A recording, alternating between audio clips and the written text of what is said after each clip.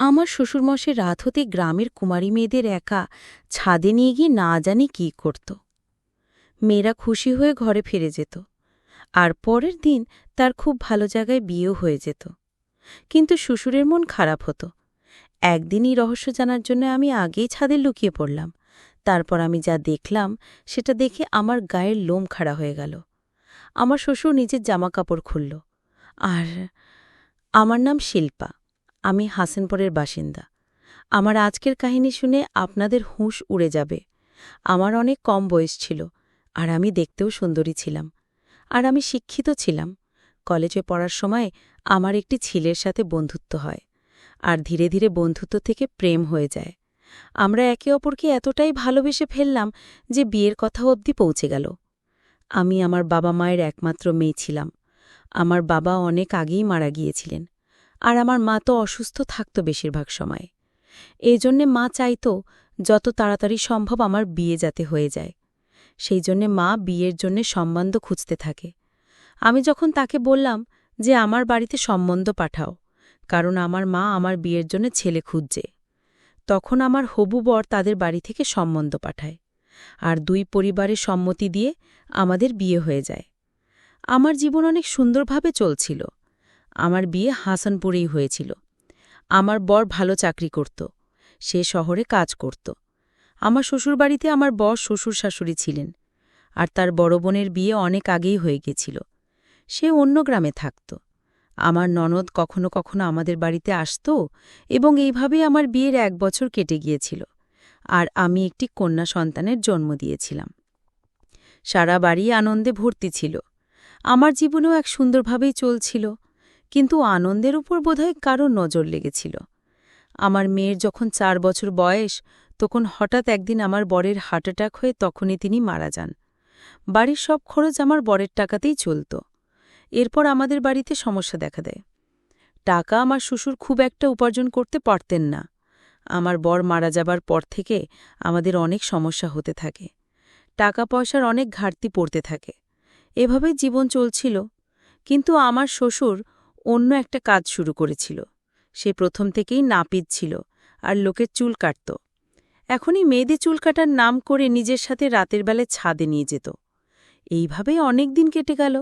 আমি আমার শ্বশুরের এই কাজ অনেক দিন ধরে লক্ষ্য করছিলাম, কারণ রাতে যখনই ছাদে যেতেন সেই সময়ে আমি আর আমার মেয়ে শুয়ে থাকতাম। একদিন আমি ভাবলাম আমি ছাদে গিয়ে দেখব যে আমার শ্বশুর রাতের বেলায় ছাদে কি করে। আমি খুব আস্তে আস্তে সিঁড়ি দিয়ে ছাদে উঠেছিলাম।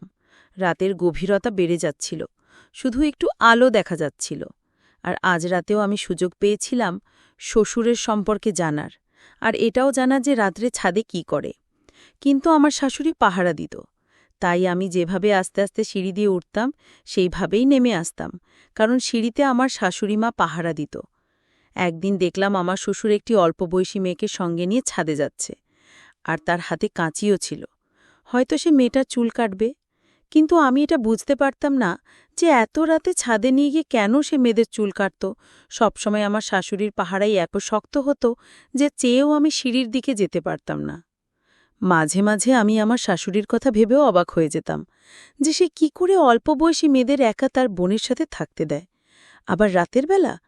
একদিন না জানি আমার শাশুড়ি কোথায় চলে গিয়েছিল। তখন আমি খুব সহজেই সিঁড়ি অবধি পৌঁছে যাই। আমার শ্বশুর কিছুক্ষণ আগে গ্রামের এক অল্প বয়সী মেয়ে কবিতাকে নিয়ে ছাদে গেছে, আর সে 1 ঘণ্টার আগে নামবে না। আমার শ্বশুর আগে এমন কাজ করত না। না জানি তার কি হয়েছে। এই 1 ঘণ্টায় না জানি আমার শ্বশুর মেয়েটার সাথে কি করবে। ছাদে কি হয় সেটা জানার জন্য আমি ভীষণ উদ্গ্রীব হয়ে পড়ি।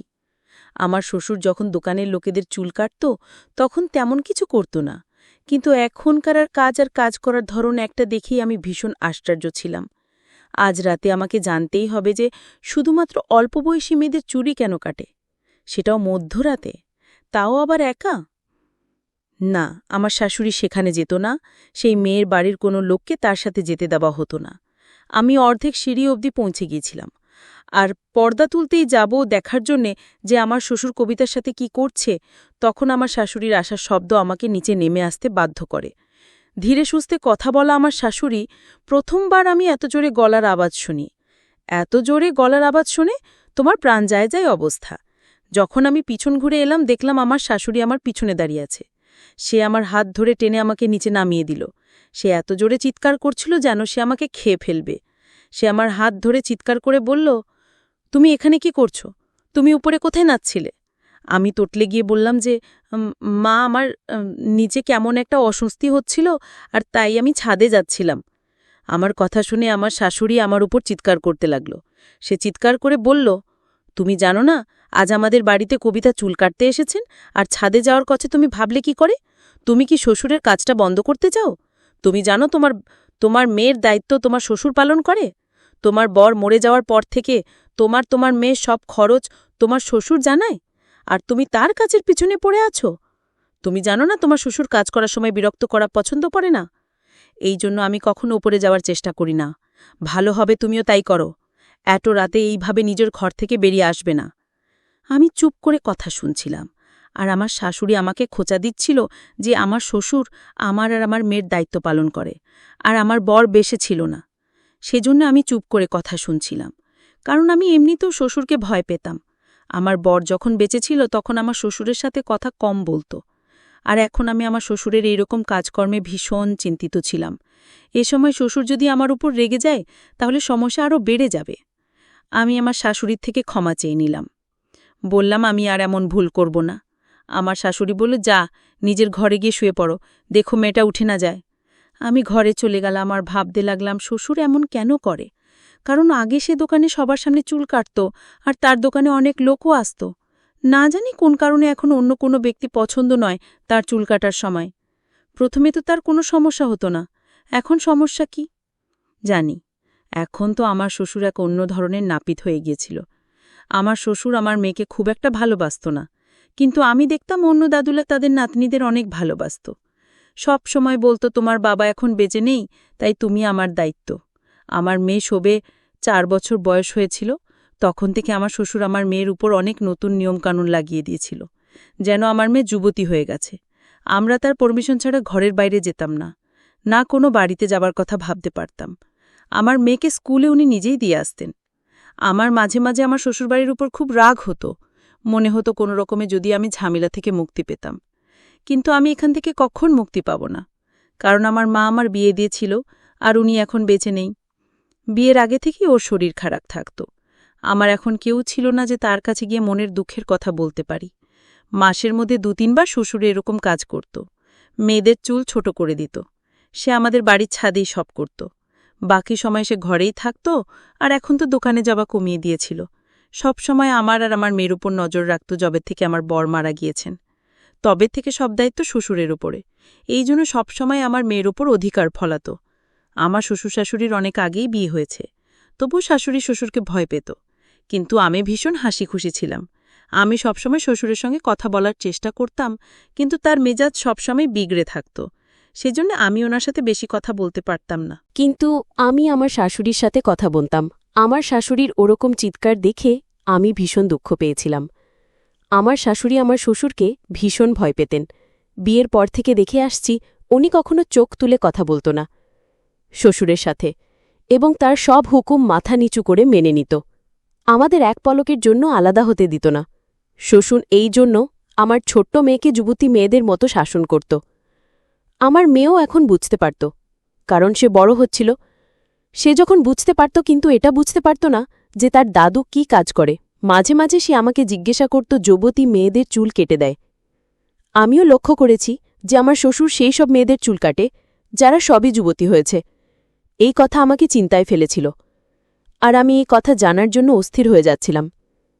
যেমন, শ্বশুর আসলে কি করে? আমি ভেবেছিলাম যে আমি একদিন দেখব, কিন্তু তার চুল কাটার ধরন অনেক আলাদা ছিল।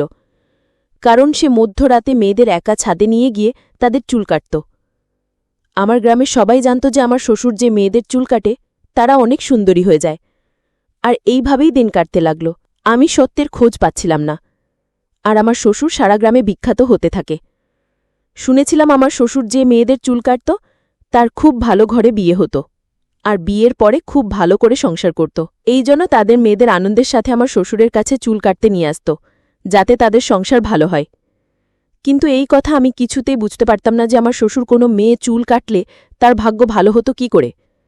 আবার রাতের বেলা আমি অনেকবার জানার চেষ্টা করেছি কিভাবে চুল কাটিয়ে, কিন্তু কখনো সেই সুযোগ আমি পাইনি। কারণ আমার শ্বশুর যখনই কোনো মেয়ের চুল কাটতে ছাদে নিয়ে যেত, তখনই শাশুড়ি সিঁড়ির কাছে পাহারা দিত, আর কাউকে সেখানে যেতে দিত না। এদিন পাশের বাড়ির এক মেয়ে যুবতী হয়ে যাওয়ায় তাকে অন্য মেয়েদের মতো চুল কাটতে নিয়ে এলো। আমি এটা ভেবে খুশি ছিলাম যে আমি পরের দিন সকালে উঠে তার বাড়িতে গিয়ে জিজ্ঞেস করব যে রাতে আমার শ্বশুর কিভাবে তার চুল কাটে। পরের দিন যখন আমি লুকিয়ে সে মেয়ের বাড়ি গেলাম, জিজ্ঞেস করতে গেলাম, মেয়েটা চুপ করে আছে, আর তার মাও কিছু বলল না। আমার অনেক জিজ্ঞাসা করার পরও কিছুই বলল না।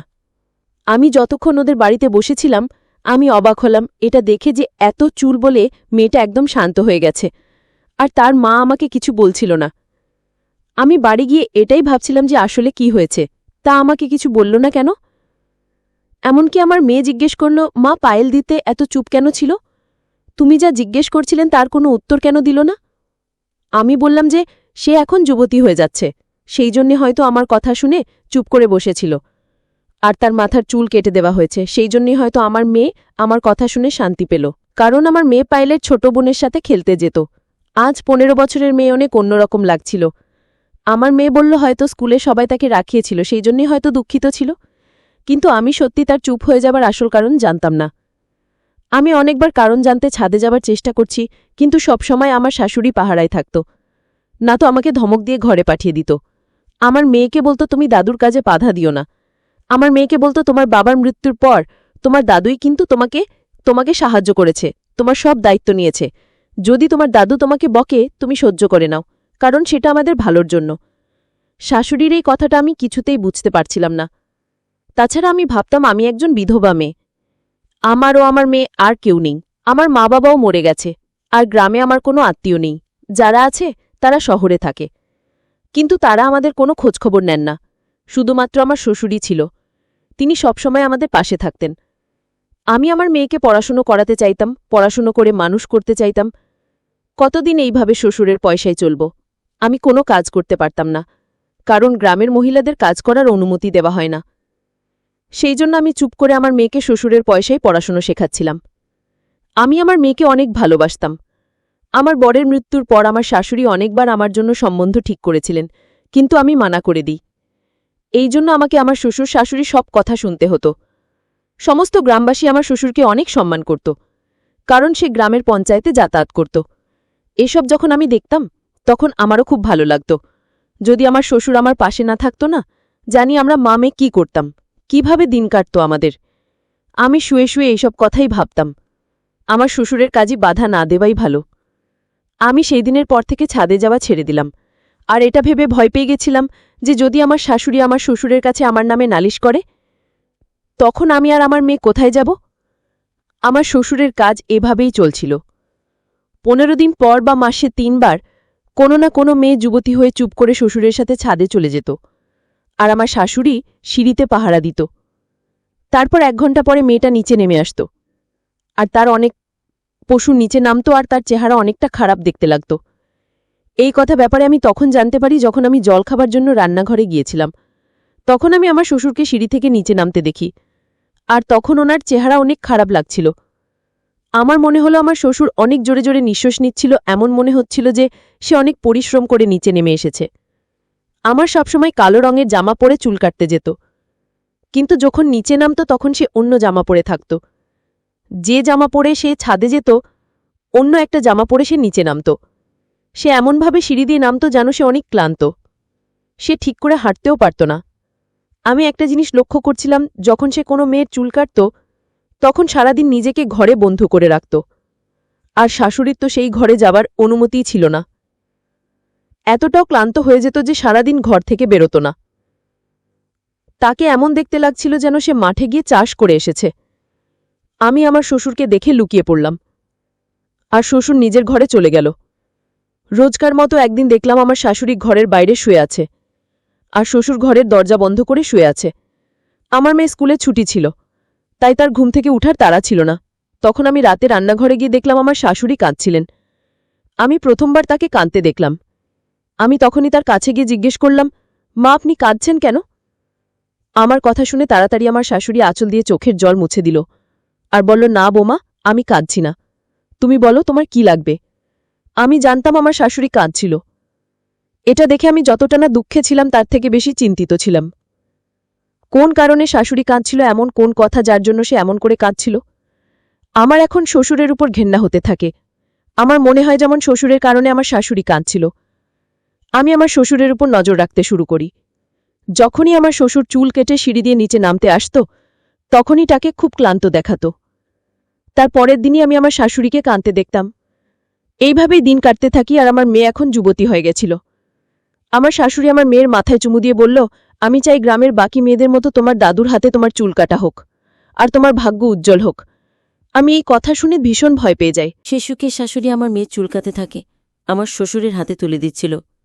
আমি এইভাবে চিন্তিত ছিলাম যে বাকি মেয়েদের মতো আমার মেয়েও তামাশার করা হবে। আমার মেয়ে কাঁদতে কাঁদতে নিজের ঘরে চলে যায়, আমিও তার পিছন পিছন যেতে থাকি। সে আমার সামনে হাত জোড় করে বলল যে, মা, আমি কোনোভাবে চুল কাটতে চাই না। আমিও চাইছিলাম না। তখনই আমার শাশুড়ি আমার ঘরে এসে বলল, আমার মেয়েকে যে তুমি জানো না যে গ্রামের কত মেয়ের জীবন তোমার দাদা খুশি এনে দিয়েছে।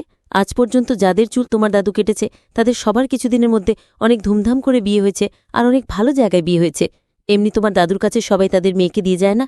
যদি গ্রামের লোক সুবিধা নিতে পারে, তবে তুমি তো আমাদের ঘরের মেয়ে। আমি অনেক বারণ করার পরেও আমার শাশুড়ি শোনেনি। সে আমার শ্বশুরকে দেখে আর শ্বশুর বলে যে, তোমার মেয়ের আজ রাতেই চুল কাটতে হবে। আমার শাশুড়ি হেসে বলে যে, এখন আমাদের নাতনির সময় চলে এসেছে, এবার আমাদের নাতনির ধুমধাম করে বিয়ে দেব। বাকি মেয়েদের মতো আমার নাতনি চলে যদি তোমার হাত পড়ে, তাহলে বাকিদের মতো তার ভাগ্য উজ্জ্বল হবে। ইদ্রিসা আমার মেয়েকে আমার শ্বশুরের সাথে ছাদে পাঠিয়ে দিল। আমি অনেক আটকানোর চেষ্টা করেছি, কিন্তু আমার শাশুড়ি জোর করে আমার মেয়েকে ছাদে ছেড়ে দিয়ে চলে আসে।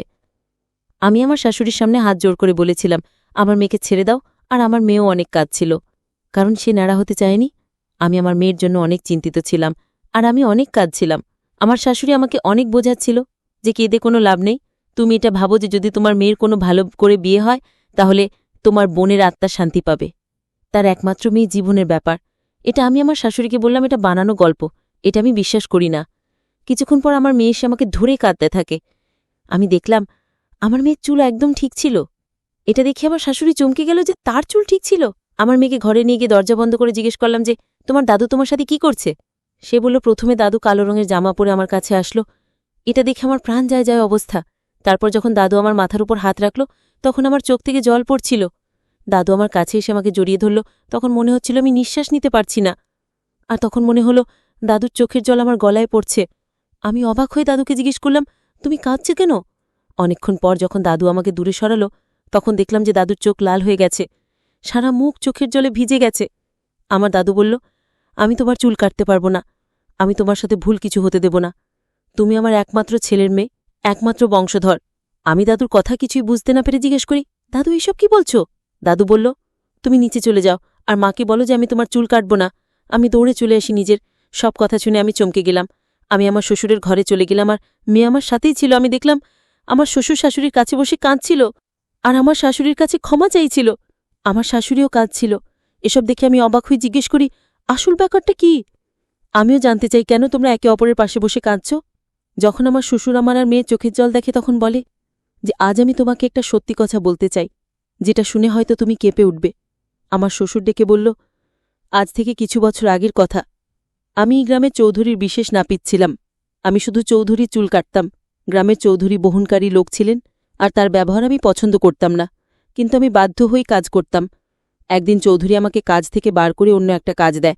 যে কাজ আমাকে বলছিল আমি সেই কাজ করতে চাইনি। আমি কাজ ছেড়ে দিই। তারপর আমি গ্রামে আমার দোকান খুলি। যখন আমার ছেলে কাজ করত তখন সমস্যা হতো না, কিন্তু চৌধুরী আমার দোকানে এসে আমাকে বিরক্ত করত, আমাকে ঘুষ দিতে চাইত, কিন্তু আমি কখনো তার নোংরা কাজে সাথ দিতে চাইনি। একদিন আমার ছেলে পৃথিবী থেকে চলে যায়। তখন সব দায়িত্ব আমার উপর এসে পড়ে। চৌধুরী আমাকে অনেক বিরক্ত করত। আমি কখনো ছেলেকে বলতাম না। সে চাইত যে আমি তার কথা মেনে নিই। সে যা করত আমাকেও রাজি করতে বলত, কিন্তু আমি কখনো সেটা করতে চাইনি। তাই আমি কাজটা ছেড়ে দিই। যখন আমি নিজের দোকান খুলি, সেখানে এসে আমাকে হুমকি দিত। কিন্তু আমার ছেলে ভালো চাকরি করত, তার টাকাতেই ঘর চলত। সেই জন্যই চৌধুরীর কথায় কান দিইনি। কিন্তু আমার ছেলে যখন মরে গেল আর সংসারে যখন অবাধ হতে লাগল, তখন এটা ছাড়া আমার আর কোনো রাস্তা আমি দেখতে পেলাম না। আমি চৌধুরীর সামনে হার মেনে নিই, আর তার বলা কথায় কাজ করতে থাকি। চৌধুরী সারা গ্রামে এই কথা বলল যে আমার হাতে জাদু আছে। আমি যার চুল কাটি তার ভবিষ্যৎ উজ্জ্বল হয়ে যায়। এর ফলে চৌধুরী জায়গা জমি বাড়তে থাকে। এই বলে যে আমি তার চুলে হাত দিয়েছি জন্য গ্রামের লোক অশিক্ষিত ছিল, আর সবাই চৌধুরীর কথা জানত। তারা বিশ্বাস করেনি তার কথা। চৌধুরী গ্রামে এই কথা বলে দিল যে আমি যে যুবতী মেয়ে চুল কাটি তার ভাগ্য বদলে যায়। আমি এটা বুঝতে পারছিলাম না যে চৌধুরী সাহেব এসব আমাকে দিয়ে কেন করাচ্ছে।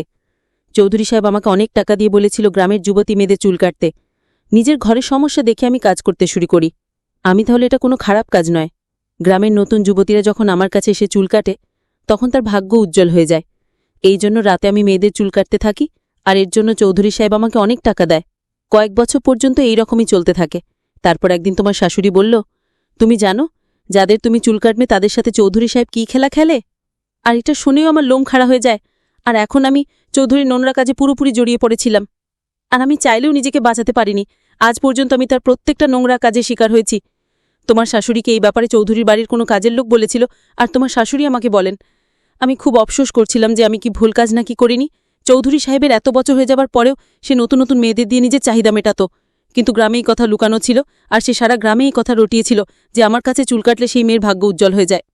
চৌধুরী সাহেব ঠিক খবর পেয়ে যেত যে গ্রামের কোন মেয়ে যুবতী হয়েছে, আর তখনই চৌধুরী কোনো না কোনো কারণে নিজের চাহিদা মেটাতে নিজের বাড়িতে ডেকে নিত। গ্রামের সব যুবতী মেয়ে চৌধুরীরই নোংরা কাজে শিকার হতো। এখন আমি এই কাজে খুব বাজেভাবে ফেসে গেছিলাম। চৌধুরী সাহেব আমাকে হুমকি দিয়েছিল যে আমি যদি কাউকে বলার চেষ্টা করি তবে আমাকে ছেড়ে দেবে না, বরং আমার ওপর কোনো দোষ দিয়ে আমাকে বদনাম করে দেবে। এই জন্য আমি কখনোই কাজ ছাড়তে পারিনি, আর আমি কখনই আমার বাড়ির কাউকে একলা কোথাও যেতে দিই না। চৌধুরীর নজর খুব খারাপ ছিল, আর যত ছিল তোমার শাশুড়ি খুব ভালো করে জানত যে যাদের আমি চুল কাটি তাদের সাথে চৌধুরী সাহেব কী করে। সেই জন্য সে কাঁদত, আর আমি অনেকক্ষণ বাদে নিচে নেমে আসতাম, কারণ আমি নোংরা কাজে জড়াতে চাইনি, কিন্তু আমার অসহায়তা আমাকে এই কাজ করতে বাধ্য করে। চৌধুরী সাহেব একটা কালো জামা দিয়ে বলেছিল, তুমি চুল কাটার সময় জামা পরে যাবে যাতে মনে হবে তুমি কিছু বিশেষ কাজ করো, যার জন্য মেয়েদের জীবন পাল্টে যায়। আর কিছুদিন পর চৌধুরী সাহেব নিজের চাহিদা মেটাতে সেই মেয়েকে নিজের কোনো কাজের লোক দিয়ে বিয়ে দিয়ে দিত। চাকরের সাথে বিয়ে দিয়ে দেয়। সেই চাকরকে অনেক টাকা দেয় যাতে মেয়েটা জীবন শুধরে যায়।